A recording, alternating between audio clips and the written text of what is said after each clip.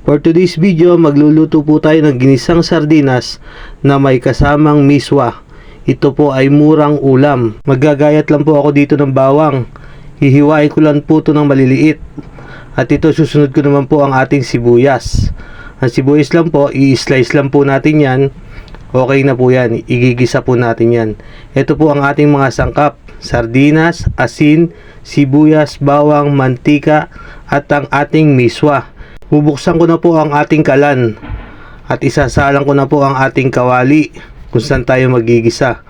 Lalagyan ko lang po yan ng konting mantika. Papainitin ko lang po muna yung ating mantika at ilalagay ko na po yung aking hiniwang bawang. Igigisa ko lang po yan hanggang magkulay brown ng kaunti. Huwag po yung masyadong sunog. At isusunod ko na po yung sibuyas. Igigisa ko lang din po yan bago po natin ilagay ang ating sardinas. Yan po, ilalagay na po natin, sasama na po natin sa gisa.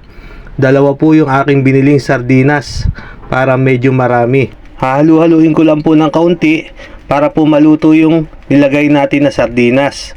At pagkarampo niyan, hayaan po natin kumulo para po maluto ng gusto yung ating sardinas para hindi siya masyadong malansa.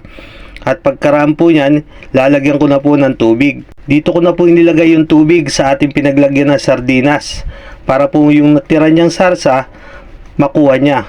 At nilagyan ko na rin po ng asin, panimpla.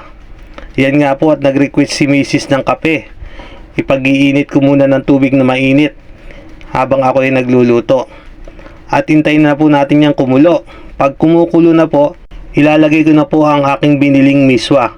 4 nga po pala yung ilalagay kong miswa, katumbas ng 2 sardinas. Ayan po, at ilalagay ko lang po yan. Halu-haluin ko lang po ng konti para po maluto yung miswa. At pagka medyo malapot po, magdagdag lang po tayo ng isa pang tubig. Dagdagan pa po natin ng 1 latang tubig. Hayaan lang po muna natin siyang kumulo. Hayaan nga po't nauna pang kumulo yung aking pinainit na tubig. Ito po, okay na din ang ating ginisang sardinas na may miswa.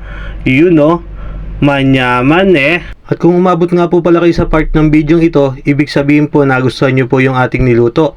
Paki-like nyo na po. Paki-share nyo na rin po yung ating video. At mag-follow po kayo, Mac Vlog. At kung may suggest naman po kayo kung ano susunod natin lulutuin, pakilagay nyo na lang po sa ating comment section. Maraming salamat po sa inyong panonood. Okay, taster, attack! Dumale!